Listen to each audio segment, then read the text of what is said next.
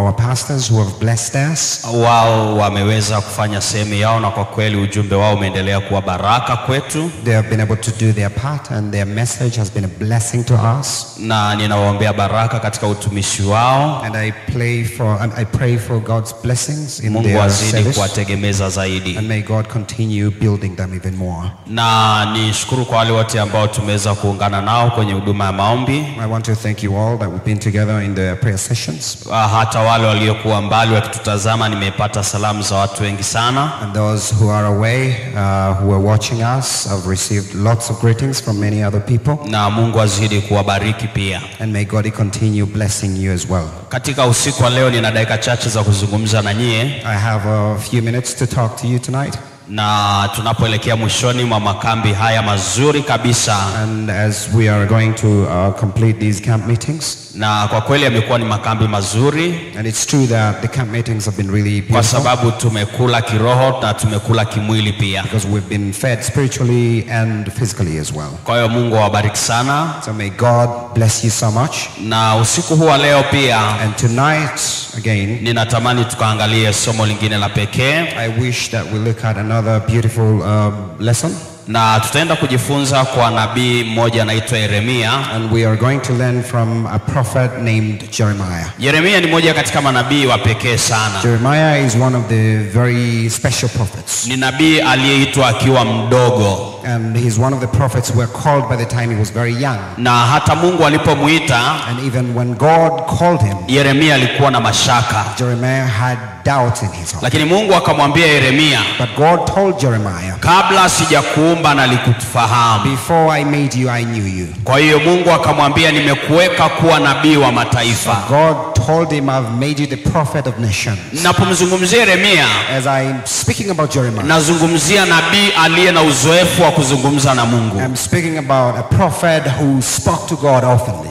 Tofauti na Musa aliitwa akiwa mtu mzima. It's different from Moses. He was called when he was kwa sababu historia inaonyesha Musa ameishi katika jumba la mfalme Farao kwa miaka 40. His history shows that he dwelt at Pharaoh's house for 40 years. Katika mwaka 1512 akaitwa nabii. And he was called a prophet in the 1512. Baada ya kukaa tena kule Midian kwa miaka mingine 40. After staying in the Midian for 40 other years. Kwa hiyo akiwa na miaka 80. So at 80, Mungu anamuita kuwa nabii. God calls him to be a prophet. Lakini huyu Yeremia, but this Jeremiah, ameanza kumtumikia Mungu akiwa mdogo. Started working for God by the time he was very young. Na Mungu akamwambia nimekuweka kuwa nabii wa mataifa. And God told him, I've made you the prophet of nations. Sasa katika usiku wa leo, now tonight, natamani tumwangalie Yeremia. I wish we look at Jeremiah. Ni moja katika manabii nao wapenda. He's one of the prophets that I love dearly. Unajua kila nabii ana mambo yake mazuri. Every prophet has their things. Tuangalia Musa alikuwa mkali. When you look at Moses, he was very fierce. Tena alikuwa akivuruga anamjibu hata Mungu. By the time he's angry, he would even answer back to God. Na alikuwa jasiri pia. And he was very courageous as well. Haikuwa rahisi kuona kijiti kinawaka moto kiteketei na kwenda kukiangalia. It was not easy for him to see something burning and not going to see it. Kwa hiyo alikuwa na ujasiri wa pekee yake. So he was very courageous. Lakini ukija kumwangalia Joshua, and then when you come to look at Joshua, ni mmoja katika manabii waliokuwa na kipaji cha uongozi. One of those prophets who had the talent of leading. Maana aliwaongoza Israel, because he led the Israelites mpaka wakafika katika nchi ya Kanaani. Until they got to the land of Canaan. Kwa Yeremia naye ana mambo yake mazuri. So Jeremiah has his own good things. Kitabu cha Yeremia sura ile ya 18. The book of Jeremiah chapter 18. Mstari ule wa kwanza na kuendelea. From verse 1 going forward. Biblia inatupa kisa. The Bible gives us a message. Ambayo ni maelekezo Mungu aliyomtuma Yeremia. Which were the directives that God gave to Jeremiah. Katika ule mstari wa kwanza Biblia inasema. When we got to verse 1, the Bible says. Neno hili ndilo lililomjia Yeremia. This is the word that came to Jeremiah. Kutoka kwa Bwana kusema. From the Lord saying, ondoka ushuke mpaka nyumba ya mfinyanzi. Go down to the potter's house. Na huko nitakusikilizisha maneno yangu. And there I will give you my message. Kwa hiyo kuna maneno ambayo Mungu anataka Yeremia ayasikie. So there's some words that God wants Jeremiah to hear them. Lakini sehemu ambayo anatakiwa kuyasikiliza. But the place that Jeremiah has to hear these words. Ni lazima awe kwenye nyumba ya mfinyanzi. It's a must that he goes to the potter's house. Upo ujumbe ambao Mungu anataka There's a kumfikishia. message that God wants to give to Jeremiah. Lakini lazima Yeremia awepo kwa But it mfinyanzi. is a must for him to be at the potter's house. Kwa hiyo Mungu anataka kuzungumza naye. So God wants to talk to him. Wakati nasoma kisa hiki, As I was reading this story, nikawa najiuliza kwa nini Mungu anataka Yeremia aende kwenye nyumba ya I asked mfinyanzi. myself, why does God want Jeremiah to go to the potter's house? Ni kitu gani ambacho Mungu anataka Yeremia What afahamu? is it that God wanted Jeremiah to learn? Katika ule mstari wa 3, When you go to verse 3, basi nikashuka mpaka nyumba ya mfinyanzi, so I went down to the potter's house, na tazama alikuwa akifanya kazi yake kwa magurudumu, and I saw him working at the wheel. na chombo kile alichokuwa akikifinyanga But the pot he was shaping, kilipoharibika mikononi mwake yule mfinyanzi,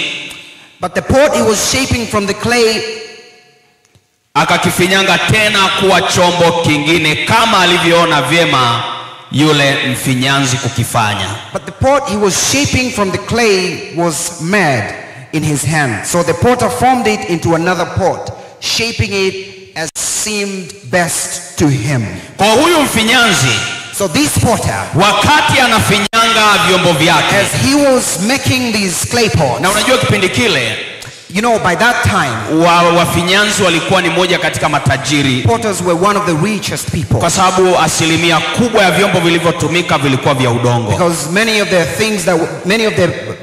the utensils that were used were made by clay. Sasa Yeremia ule muda anafika, So by the time Jeremiah gets there, ndio muda huo mfinyanzi anafinyanga vitu that's vyake. the time the potter was making his pots. Lakini kuna kitu ambacho huyu mfinyanzi alikuwa But anafanya. there's something that this potter was doing. Alipokosea chombo chochote, When he made pot the wrong way, alibadilisha ule udongo na kutengeneza chombo he would kingine. use the same clay to make another pot. Kwa hiyo mikononi mwa huyu mfinyanzi So in the hands of this potter, alikuwa anatengeneza vyombo vya aina he mbalimbali, would make different kinds of utensils. na kwa sababu hiyo basi And because of that, Mungu anataka Yeremia mtazame huyu God mfinyanzi, wants Jeremiah to look at this potter ili Yeremia ajifunze ujumbe kwa ajili ya watoto wa so Mungu. that he could learn for the people of God. Wakati Yeremia anamtazama By the mfinyanzi, time Jeremiah is looking at this potter, Mungu akazungumza tena. God spoke again. Katika ule mstari wa 5, Verse 5. ndipo neno la Bwana likamnijia kusema, And then the word of the Lord came to me. e nyumba ya Israeli, je, mimi siwezi kuwatendea ninyi vile vile kama mfinyanzi huyo anavyotenda, asema Bwana? Angalieni, kama udongo ulivyo katika mkono wa mfinyanzi, ndivyo mlivyo ninyi katika mkono wangu, e nyumba ya Israeli. He said, can I not do with you, Israel? And this potter does, declares the Lord. Like clay in the hand of the potter, so are you in the hand of Israel.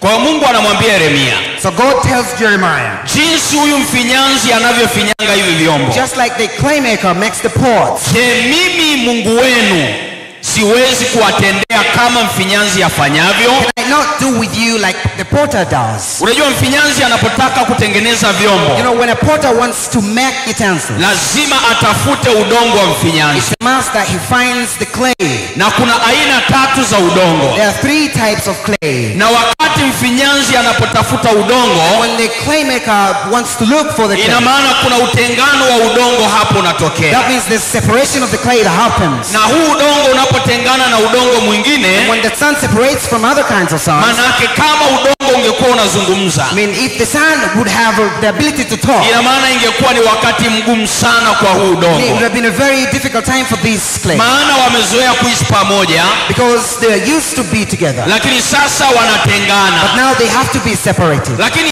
ili udongo wa mfinyanzi uwe wa thamani, But for clay to be valuable, ni lazima utengane na udongo wa it's kawaida. a must that it separates from others. Kwenye maisha yako In your life, lazima kuna aina ya marafiki wapoteze. it's a must that there are some friends you will lose them. Unapotaka kuwa wa tofauti, If you want to be different, lazima kuna vitu unatakiwa kuviacha, it's a must that you need to leave some things, maana unahitaji kuwa wa tofauti. because you need to be different. Ziko aina ya tabia unatakiwa unatakiwa kuziacha. There's some behaviors that you need to leave them behind. Maana kama unahitaji kuwa tofauti, because if you want to be different, ni lazima ukubali kutengana na vitu muhimu unavyovipenda. You need to leave some things that you love. Huyu mfinyanzi alihakikisha anatafuta udongo wa mfinyanzi. Made sure that he finds very fine clay. Na udongo wa mfinyanzi and clay utakuwa wa thamani ukiwa peke yake kama udongo wa mfinyanzi. Would be valuable if it's just alone like clay itself. Ziko kauli ambazo Yesu alisema. There's some things that were uttered by Jesus. Anasema kuja kuleta amani duniani. He says he came to bring peace to the world. Bali kumfitini mtu na babaye au mtu na ndugu yake, kuwagombanisha. Sasa huyu mfinyanzi, now this potter, aliutenga udongo wa mfinyanzi na udongo wa kawaida. Separated the clay from other kind of sands. Kisa hiki kinanikumbusha mbali sana. This message reminds me a lot of things. Siku nilipoamua kubatizwa katika kanisa la Wasabato, I decided to be baptized in the SDA church. Ilikuwa ni wakati mgumu sana. I had a very difficult time. Ninajaribu kukumbuka, I'm trying to remember changamoto iliyotokea, the challenge that happened. Na kipindi kile ili niweze kula na kunywa, but by time for me to eat and drink, lazima niongee vizuri na wazazi wangu. I would have to speak well with my parents. Lakini siku nimeamua kumpa Yesu maisha yangu. But the day I decided to give my life to Jesus, haikuwa rahisi. Was not easy. Ilikuwa ni wakati wa kufanya maamuzi magumu. It was a time for me to make difficult decisions. Ni wakati wa kuchagua wazazi au kumchagua Yesu. I had to choose between my parents and Jesus. Nataka nikwambie hiki rafiki yangu takusaidia. I want to tell you this, my friend. It's going to kufuata Yesu, following Jesus, ni kazi ngumu sana. It's very difficult task. Kuna vitu lazima uvipoteze. Things you have to lose. Hauwezi ukataa kumfuata Yesu, you cannot follow Jesus ukiwa umebeba kila kitu. when you're carrying everything. Kuwa Mwadventista msabato, being an SDA, ziko changamoto ambazo utapitia. Will have you face difficulties. Lakini nina uhakika, but I am very sure, upo kwenye mikono salama. You are in the right hands. Kama si uvumilivu, if it's not tolerance, hata mimi nisingekuwa nikisimama hapa nikiwatia moyo. Ule uvumilivu, that tolerance, ile imani, that faith, ndio imenifanya niwe hapa leo. The one that puts me here today. Nataka nikuhakikishie hii rafiki yangu, I want to assure you, my friend, ukihitaji kuwa mtu wa tofauti, want to be a different person, lazima kuna vitu utavipoteza. It's a must that you lose some things. Bwana Yesu asifiwe. Praise Jesus. Bwana Yesu asifiwe. Praise Jesus. Lazima upoteze vitu muhimu. You will have to lose important things. Kwa mfinyanzi aliuchukua udongo, so the potter took clay na kutengeneza vyombo and made pots. Lakini kuna kitu cha pili cha kujifunza. There's something here you need to wakati mfinyanzi unatengenezwa, the time the potter was making pots, kama ungekuwa unasikia, if the clay, ina maana ingekuwa ni maumivu makali sana. It would be very painful for it. Maana mfinyanzi anaufinyanga mikononi mwake. Because the potter is making pots out of it. Kuna ule wakati ambapo Yesu anakutengeneza. There's a time when Jesus is recreating. Kuna ule wakati ambapo Yesu anataka uwe wewe. There's a time that Jesus wants you to be you. Ni wakati ambapo unaweza ukapita kwenye maumivu makali. This is a time that you might go through pain. Maana Yesu akitaka uwe wa tofauti, because when Jesus wants you to be a different person, ni lazima upite kwenye changamoto ngumu. The must that he takes you through challenges. Hauwezi kusimama imara, you will not stand firm, bila kupita kwenye changamoto maishani mwako. going through challenges in your life. Kuna watu wengi sana ambao wanampa Yesu maisha yao. There are many people who give their lives to Jesus. Na wanapita kwenye changamoto ngumu sana. Going through difficult challenges. Usimuone mtu amesimama leo kanisani anaimba. Don't just look at the person at the church. Ametoka mbali. They are from far. Ndio maana kama Waadventista wa Sabato, that's why as SDA tunatakiwa kuwa na upendo wa agape. We are supposed to have the agape kind of love. Wakristo wa kweli, the true Christians, ni wale wanaopendana na kuvumiliana. Are the ones who love each other and tolerate each other. Ni jambo la hatari. It's very dangerous. Mkristo kuinua vita kwa Mkristo mwenzake. For a Christian to wage war to another Christian. Ingawa hapa Kahawa West hatuko hivi. We don't have such people here at Kahawa. Nazungumzia sehemu nyingine. I'm talking about other places. Kama tunahitaji kuwa wa tofauti, if we need to be different, ni lazima tufanane na picha ya Yesu. The master would depict the picture of Jesus. Leo kuna Wakristo wengi sana. We have some Christians today. Tumekaa kanisani vizuri. That are sitting at church. Lakini hatuzungumzi vizuri na watoto wetu. We don't talk well to our children. Hatuzungumzi vizuri na waume zetu. We don't speak to our husbands. Hatuzungumzi vizuri na wake zetu. We don't speak to our wives. Tuna uadui na jirani zetu. We have enmity with our neighbors. Tuna uadui na Wakristo wenzetu. Enmity with fellow Christians. Na huyu Mkristo wa aina hii, And these kind of Christians, ukimkuta kanisani anaimba, when you find them at church singing, utadhani akitoka Yesu anafuata you yeye. think after Jesus they're the ones who comes. Kwanza ana Biblia yake kubwa. First of all, they have their very big Bible. Ana kitabu chake kizuri cha nyimbo. They have their church hymn.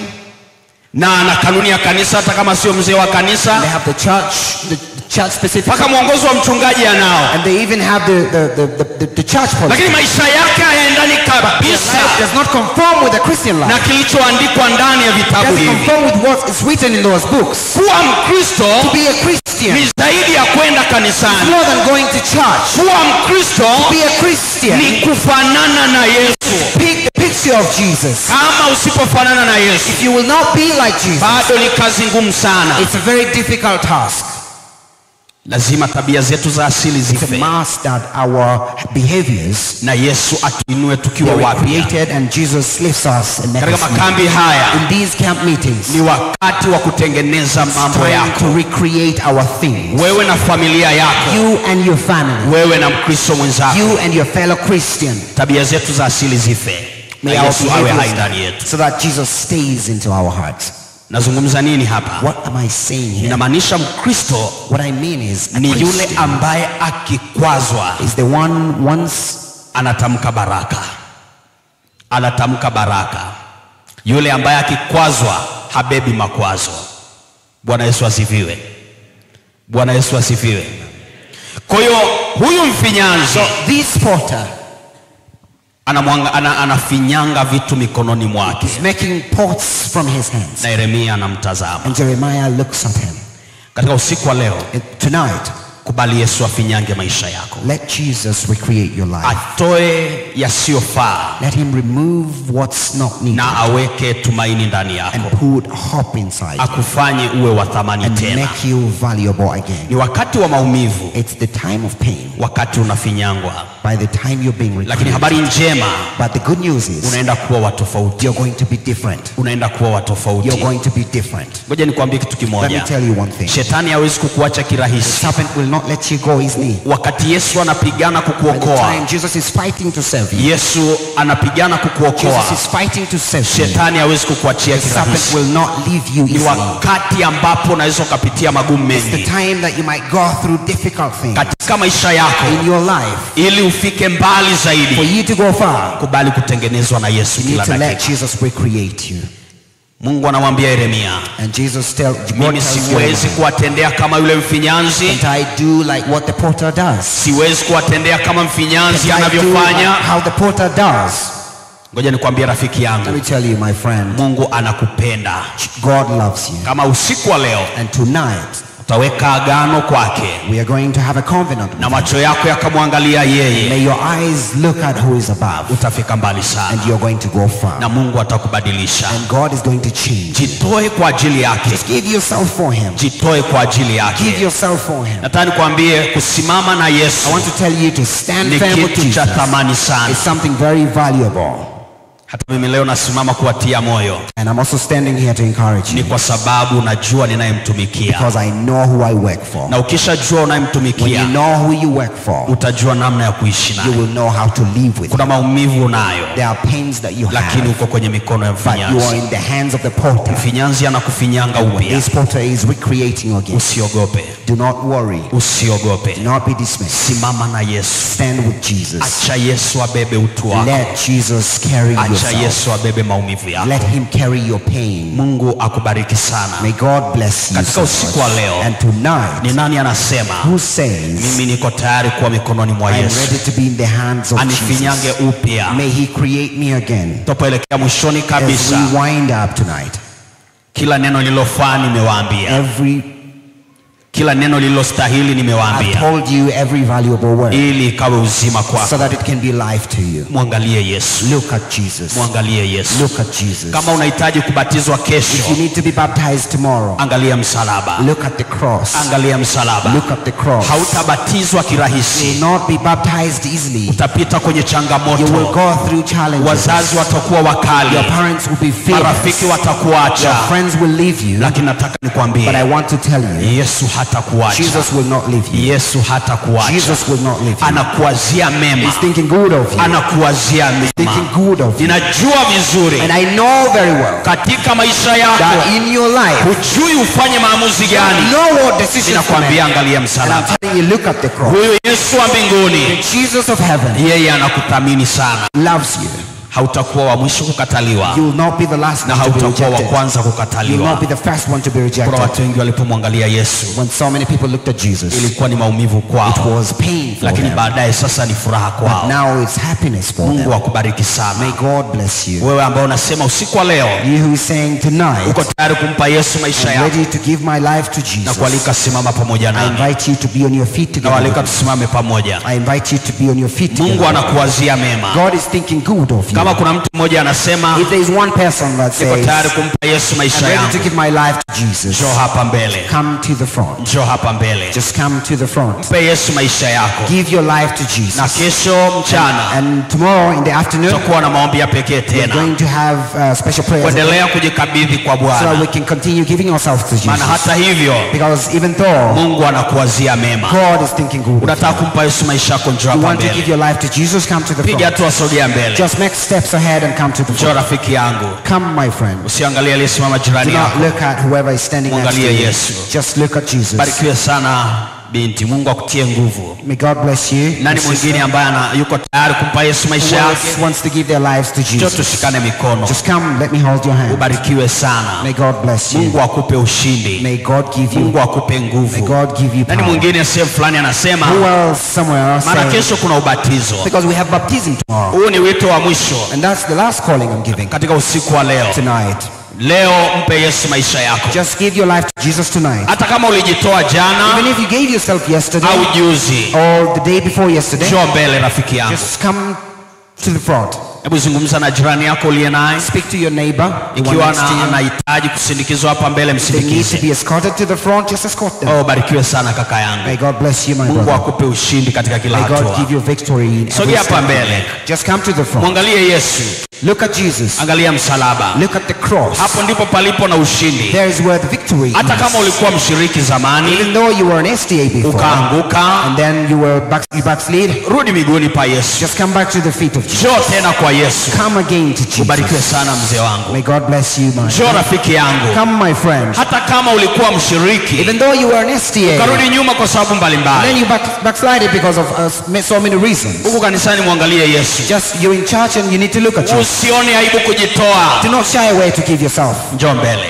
Come to the front. Mungu atakutumia. God is going to use you. Mungu ana kazi ndani yako. God has something inside. Barikiwe sana binti. May God bless you. Mungu akushike mkono. May God hold you. Peni Yesu maisha yenu. Give your life to Jesus. Nani mwingine amesalia? Who else is remaining? Dakika chache za mwisho. The few last minutes. Kabla tujaenda kuomba. Before we go to pray. Nani mwingine anasema? Who else is saying? Ninampa Yesu maisha yangu. I'm giving my life to Jesus. Patie Yesu maisha yako. Give your life to Jesus. Mungu wa mbinguni anakuwazia mema. The God of heaven is thinking good of you. Ngoja nikwambie rafiki yangu. Let me tell you, my friend. Ninakutolea wito. I'm giving you this calling. Muangalie Yesu. Looking at Jesus. Usimniangalie mimi mwanadamu. Do not look at me. Sina mbingu ya kukupatia. I do not have heavens to give. Sina cha kukupa. I do not have anything to give. Hata hivyo tutamaliza, tutaondoka. We'll finish here. Lakini yuko Yesu ambaye but there's that Jesus. Atadili na maisha yako. Who's going to deal with your life. Njoo hapa mbele rafiki yangu. Come to the front, my friend. Nani mwingine amesalia? Who else is remaining? Ninaendelea kukawia. I still give you time. Hata Nuhu alitoa wito hivi hivi. Even Noah gave a calling like hivi hivi. Just like this. Ngoja nikwambie rafiki yangu. Let me tell you, my friend. Usisubiri kesho. Do not wait for tomorrow. Kesho hauijui. You don't know about tomorrow. Maisha ya mwanadamu. The life of human beings. Leo upo, kesho haupo. You're here today, but tomorrow you may not be here. Leo ambayo Mungu amekupa. The today that God has given you. Ndio siku ya kufanya maamuzi. It's the day that you need to make decisions. Ikiwa wote tuliosalia huko. If at all every one of us is remaining. Tumebatizwa. Is baptized. Na hatuhitaji tena ubatizo. And don't need to be rebaptized. Mungu awabariki sana. May God bless you. Lakini kama unaona bado. But if at all you think au ulirudi nyuma. And you backslide, usione aibu. do not shy away. Usione aibu. You do not shy away. Kuna anasema wacha kwanza tuangalie dunia. There's someone who says, let's just focus on the world. Dunia haina amani. The world is not full of peace anymore. Haina amani. There's no peace in the world. Haina furaha. There's no happiness in the ila world. furaha ni miguuni pa Yesu. But the happiness is at the feet of Jesus. Kama wote tuliosalia, If at all of us who are remaining, hakuna mwingine zaidi, and there's none of us, Mungu awabariki sana. may God bless you so much. Tuombe. Baba wa mbinguni na Mungu aliye mtakatifu, ninasema asante kwa sababu wewe ni Mungu. Angalia wanaume na wanawake hawa wametoa maisha yao kwako. Ninaomba wapokee. Wasamehe walipoenda kinyume na mapenzi yako. Wafute kwa damu yako takatifu iliyomwagika msalabani. Endelea kusema nao ndani ya mioyo yao.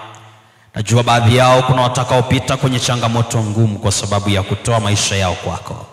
Lakini Mungu, nenda ukawe rafiki kwao. Sisi tuko kwenye mikono ya mfinyanzi kama Yeremia alivyoona, na katika usiku wa leo kuna mtu mmoja amesimama hapa, maisha yake yanapita kwenye changamoto ngumu. Baba, ninakusihi na kukuomba, nenda kawatendee mema watoto wako. Nami kama mtumishi wako ninatamka baraka. Wabariki hawa watoto wako. Wabariki waingiapo, wabariki watokapo. Wabariki mijini, wabariki mashambani.